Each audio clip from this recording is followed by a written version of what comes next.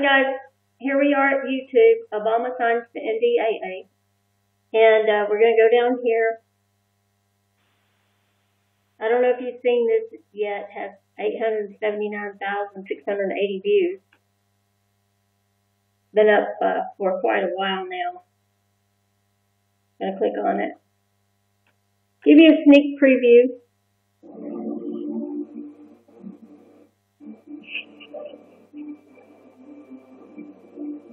Shopping and dining over Thanksgiving and maybe watching some football games. Big government Republicans and Democrats were busy shredding the last vestiges of the Constitution.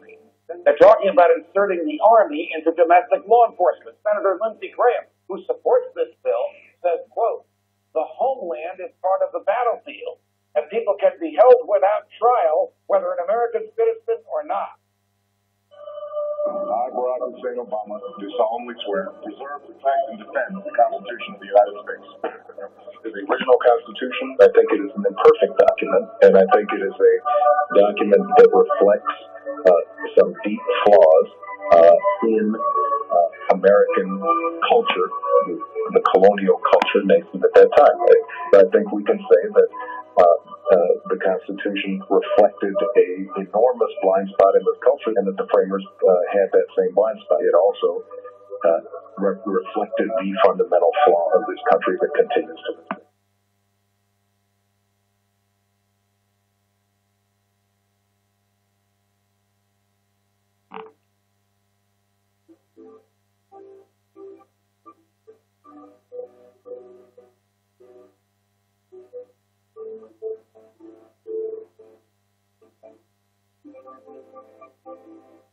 Senate will pass tomorrow a bill allowing the American military to imprison American citizens indefinitely without charge or trial.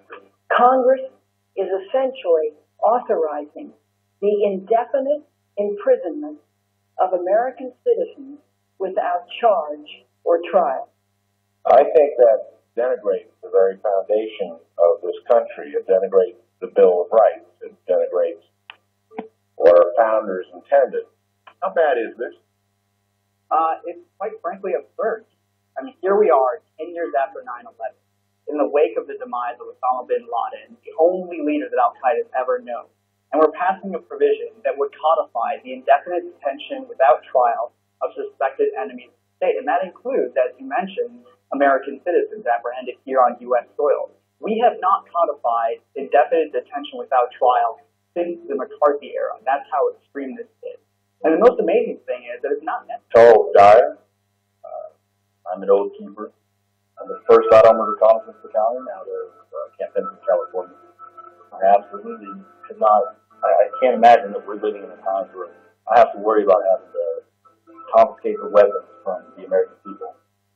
That's freedom? It's absolutely not freedom.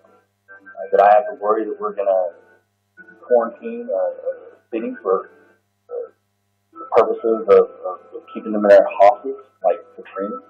Absolutely not. That's not freedom in any way that you can think of it.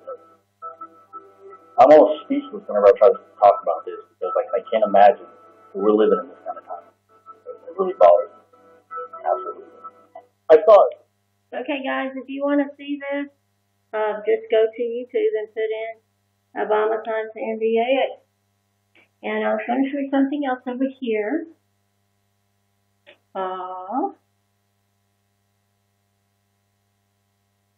Well, it actually, let's see, it's going to take a few seconds to bring it up, but it's kind of important.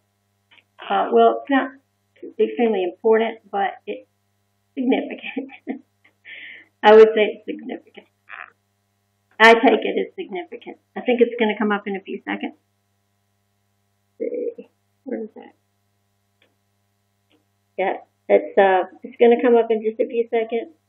And I'm sorry for the delay. I had it up, and then I went over to the other computer, and I came back, and it was down. So, hold on. Let's see. I want to pause it. Okay, there it is. This American flag is on an Obama website raising campaign funds. I just wondered what happened to the 50 states. That's all I wanted to point out on that. And if you can hang with me for just a minute more, I also will show you one other